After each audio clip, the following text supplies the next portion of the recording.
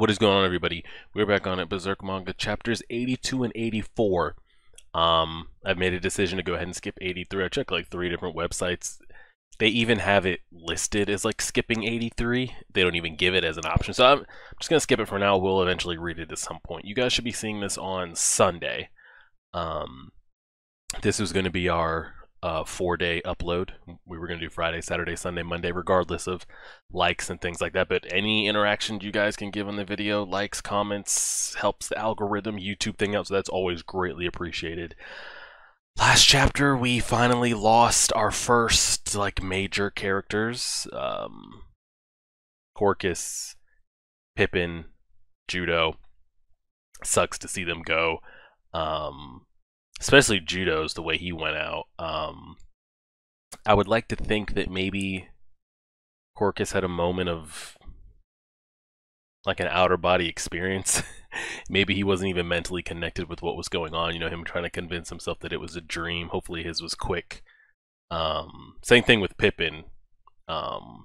Seeing him go like 1v10 and just getting gobbled up was, I mean, can ask for much of a better death than that. And then Judo's literally doing everything he can to keep Casca alive. The majority of people, I'd say like 80 or 90%, kind of agreed that, you know, what Judo wished he would have told Casca was that he loved her or was in love with her. That's how I interpreted it as.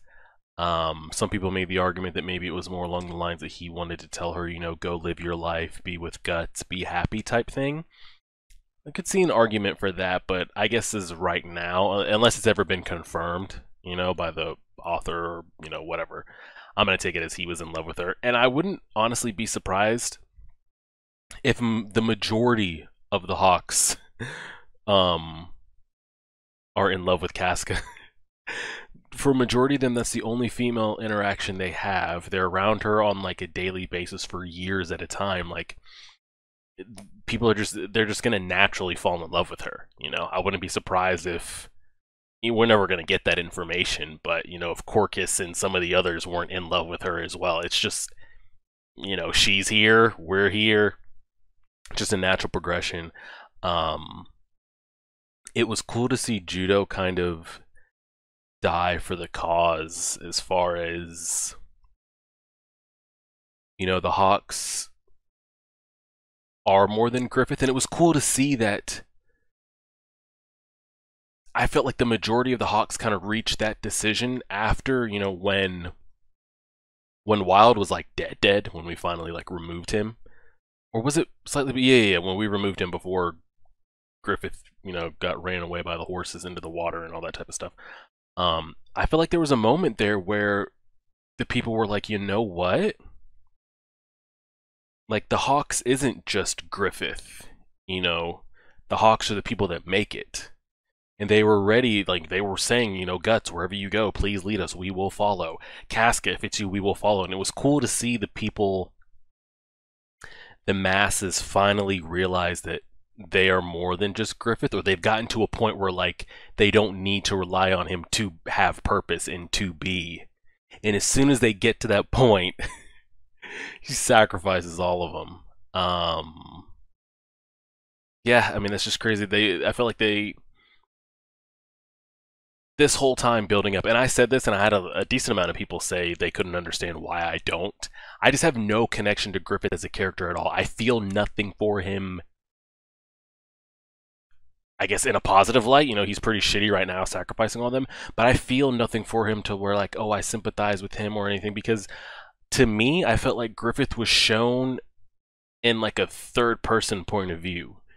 The majority that we get of Griffith is from Guts' point of view, from Casca's point of view, other people talking about the things he's done and what he is.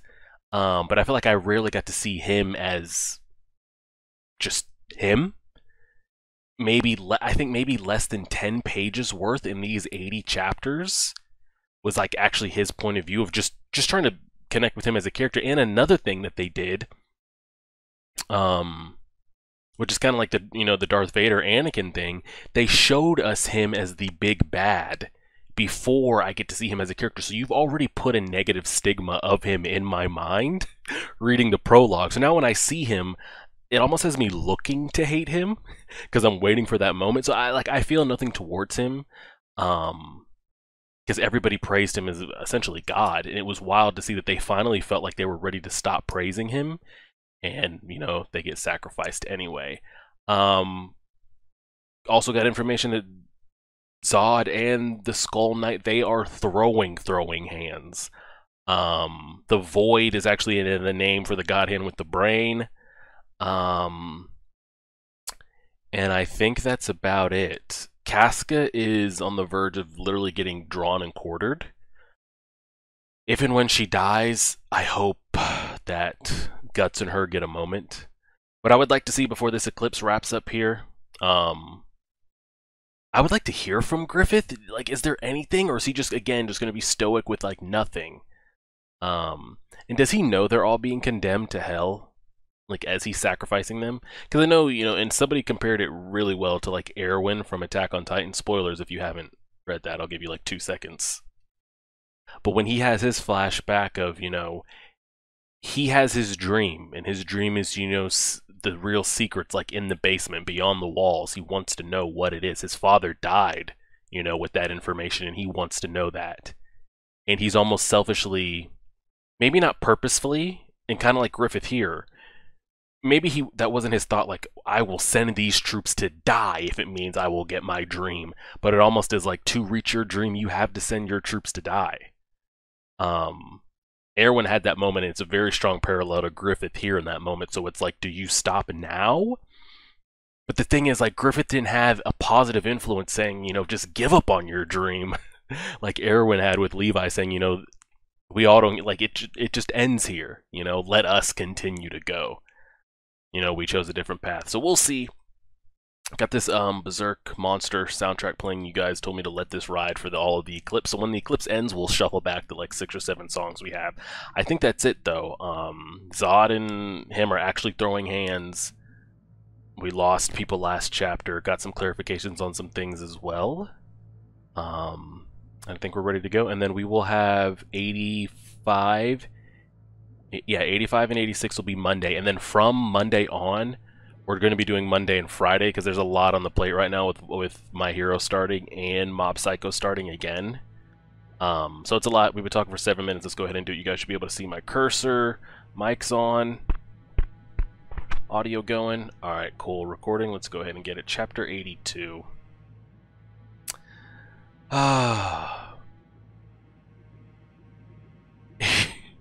Did he just rip off somebody else's like horn and is now using it? And then I think I had a couple of you comment, the one that took Corcus was the very first one that we ran into with Guts. In like the very beginning chapters, we saw the snake one taking out Pippin. But what's wild is like if the Skull Knight is an opposing force, wasn't he like he was commanding the like apostles, was he not? Those apostles he told to like stop feeding, or this isn't what we're here for. Do they not serve the God Hand? Like, do they answer to him? I don't know. That's a lot. We're just gonna have to wait to find out. Bro, and this is fresh off of the ass beating that Wild gave us too, by the way. So I don't even know what he has in the tank. Oh, the God Hand are admiring him? The boy does do his best. It's ironic, though. The stronger his life force, and the greater his anguish, the more they become precious bread for the new life of darkness. Sweet dreams, blessed child. They think. They thought. They thought. Until now, you have been a dream called Griffith. And when that dream ends, you will awaken into a dream from which you'll never awake, and a night that will never break. And I'm curious, it's clearly been made apparent that God Hands have to sacrifice everything to become. We know Guts doesn't actually end up being sacrificed because he's still alive. So how is Griffith even allowed to reach his state when everything he had marked for a sacrifice wasn't sacrificed? Oh, he's trying, man. He's trying. But even our grown-up or kid adult or kid Guts isn't getting through this. How the hell did... I was about to say... How did he not just get his head ripped off right there? Good God. Bro, you gotta get to Casca. I'm hoping this is happening not at the same time, because that girl's dead. Oh, man. It's just... And I made this comment. They remind me a lot of the Nen Beast from the Hunter x Hunter manga. I mean, he's doing all he can. No sword, no armor. I would love to see this animated. Now, I had people tell me the Berserk manga is not officially finished, correct? The story is not done. But I had people tell me, like Hunter x Hunter anime, it ends at a part that if it never did come back, you know, it's a satisfying ending. You know, it leaves you wanting more because it shows us, you know, what happens at the end of Hunter x Hunter, what's still out there, but, you know, it's fine to end there. Right when I started this, there was confirmation that the story was going to continue, correct? Like his son or like somebody's continuing this story, right? I go on to say that, are there any whispers in the bushes of an anime for this? Because like Hunter x Hunter, it has like an old anime, right? And then it got re-put back up. I would love to see this animated with current style and animation and technology. I'm sinking farther from the light. Where is this? Where's my body? I'm sinking deep. Are these the Hawk soldiers that have been sacrificed? Is this their thoughts? Is this Griffith's thoughts? Whose thoughts are these?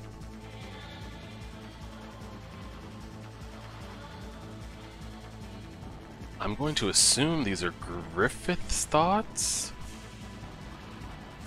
All their deaths are piercing through me. Oh dang, he's feeling all that.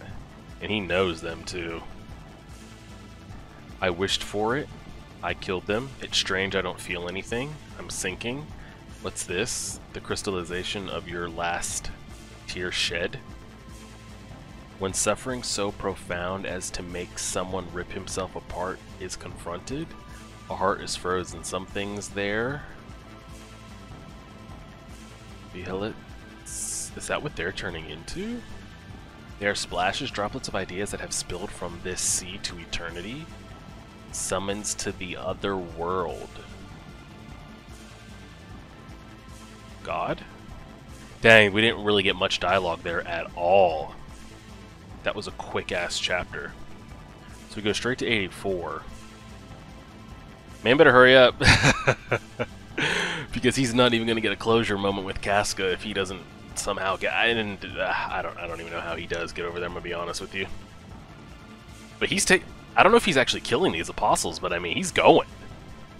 Man is going. I am going to 100% say this is where he loses an eye and loses an arm. If there was any time, it's this shit. Oh, man. I mean, but he can't keep this up. He's still only human at the end of the day. He will eventually bleed out or slow down.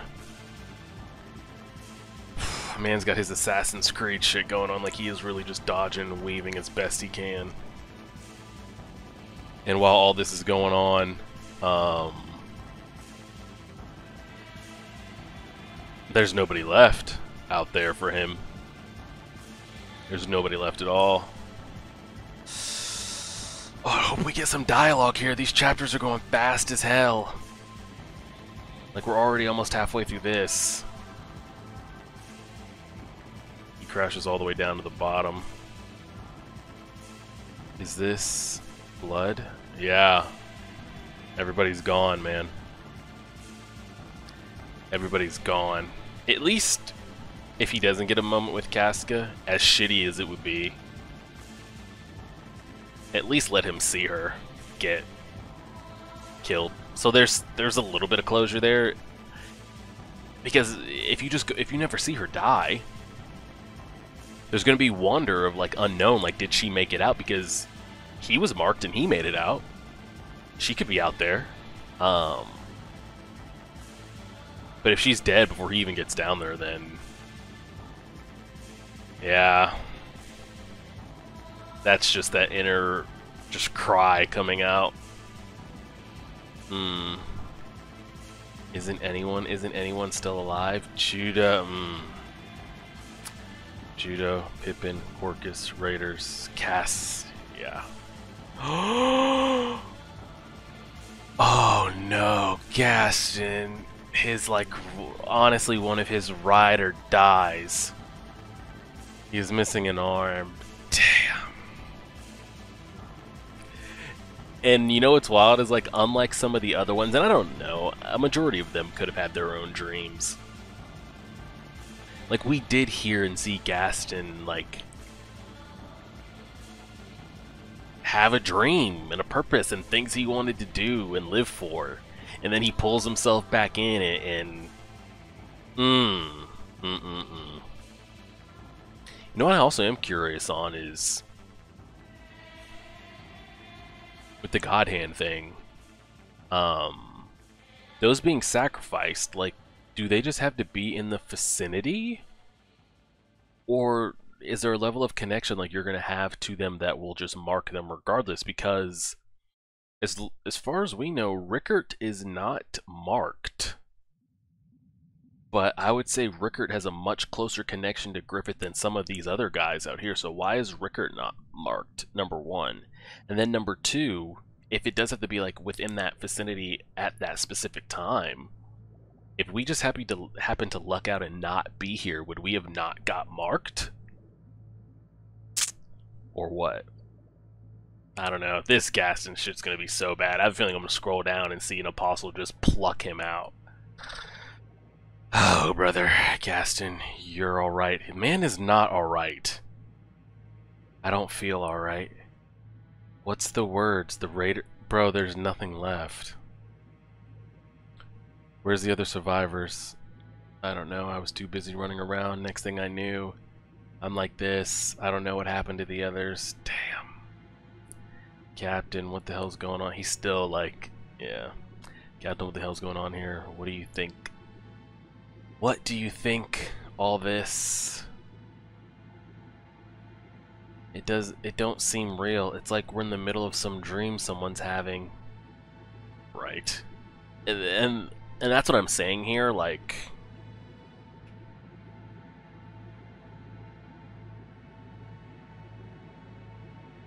Their human minds aren't exposed to anything like this. And I keep, relating it to Attack on Titan. At least in the early years, the early seasons of Attack on Titan, as much as they get their asses beat and just slaughtered, they knew that there were these like otherworldly, ungodly things out there that we struggled to kill, but have found a way to, live. This shit is just popping up on them out of nowhere, and we have no idea what the hell is going on. Thinking about it, ever since that Zod monster showed up in front of us, it's felt like something, yeah. But it's not just that, like this was going to happen, sadly. I'm sure that since that time we've been dragged into something strange. Gashin, that's enough, stop talking. Oh man, he's gonna die in his arms. Nah, maybe the Band of the Hawk itself was for a regular guy like me. Those days were too grand, too vivid. And that's another thing I brought up last episode. I don't think in their line of work you could have wished for anything better than, you guys should be able to see my cursor, than this right here. They reached like the peak of what like just a ragtag thrown together mercenary group could reach. They grinded and they got there literally damn near everyone's getting knighted. You're about to be given lands, women of your choice. Your commander's probably going to end up marrying the prince. Like, it was just so good for the strongest nation in the world. Like, some of them were retiring, Gaston included. And for in a year for that shit to just, oh man. After the victory parties, things always seem so sad for some reason. Like, when I opened my eyes in the morning, it had all up and vanished. That's how it felt. Everything about Boss Griffith as a person was just too different from us, just like he was someone out of a legend. Yeah, this is what I was talking about. Like, Griffith was just shown to us as, like, something untouchable, something, like, otherworldly. When, like, us regular folks out here, we're just trying to grind away. And I felt like they finally got to that moment of, like, you know what? It's unfortunate what happened in Griffith, and Griffith is, you know, what kept us together, but we can be without him. And the shit was just too late. And we got pulled into the middle of some crazy story someone wrote. It's a very foreshadowing of, like, destiny and fate right there.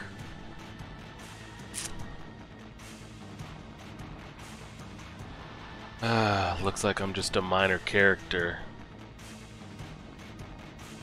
Unfortunately, yeah. Unfortunately, yeah. I don't think you guys were ever gonna have, like, a good ending. You were just a character in Griffith's story.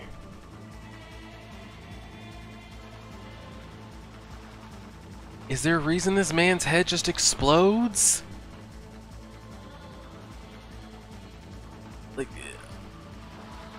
can we get this explained?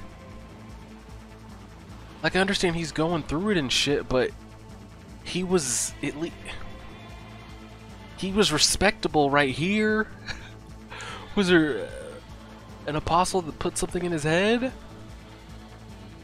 Oh Lord. Oh wow, he had one inside of him.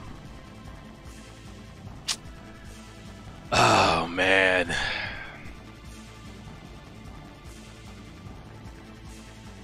He goes to kill it and it literally just snaked away. Gaston's gone, man. Oh no. It looks like our boy Pippin has the same shit going on with him right now. Something's puppeting him at the moment. Not like this. We don't need to see this. We don't need to see this. Pippin, you're all... No. We're not, man. We're not alright. We're not. And that's how it ends. Damn. It's hard for me to tell how this is being animated here.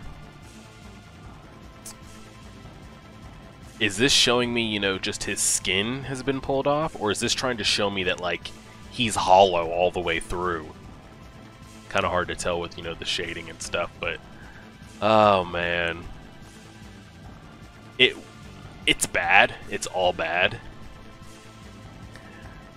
But I would think for in Guts' position, it's a little more tolerable if he's just under the assumption that, like, the hawks are gone. Like, he sees the limbs, the blood, the bodies, the bones, and he doesn't see anybody essentially alive. I think it's easy for him to put two and two together.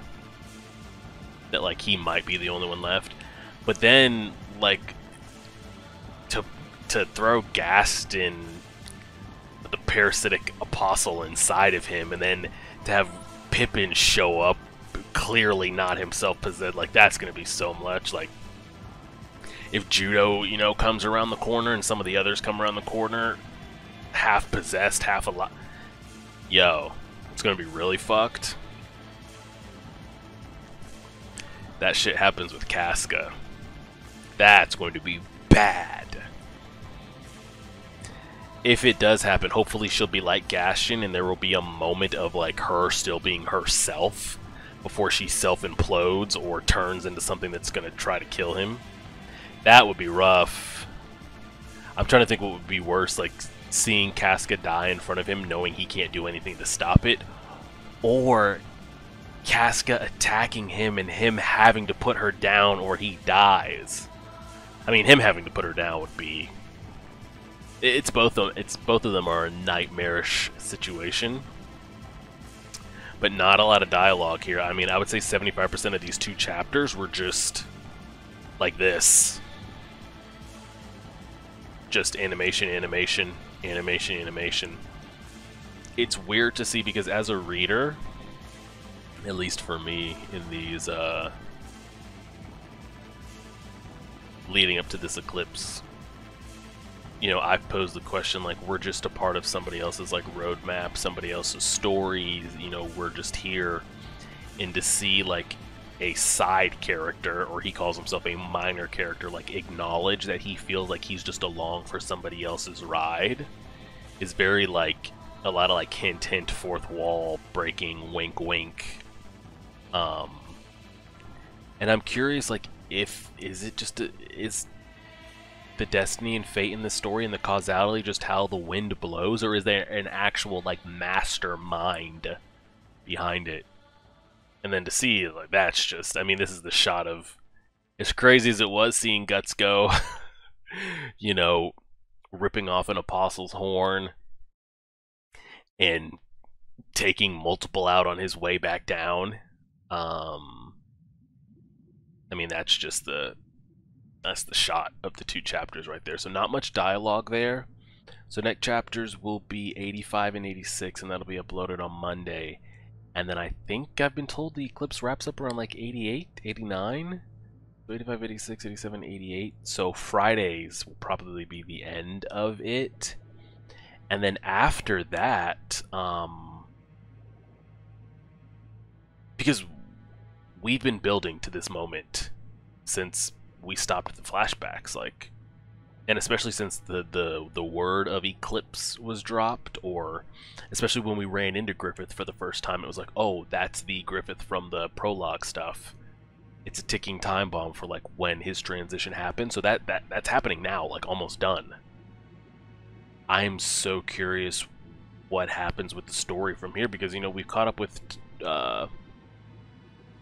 present timeline Guts, and, you know, anytime he sees a Behelit, he's like, what is that? What do you know about it? Where'd you get it from? You know, he's looking for information on God Hand or how to summon or get to. He sees Griffith. For all I know, when we saw him with Griffith in the prologue stuff, that's the first time he's ran into him since this moment. And if that's the case, damn, the amount of progress we've made to try to figure out any of this is literally none. So, I don't know if... I don't know how he plans to get info or information to do anything against this.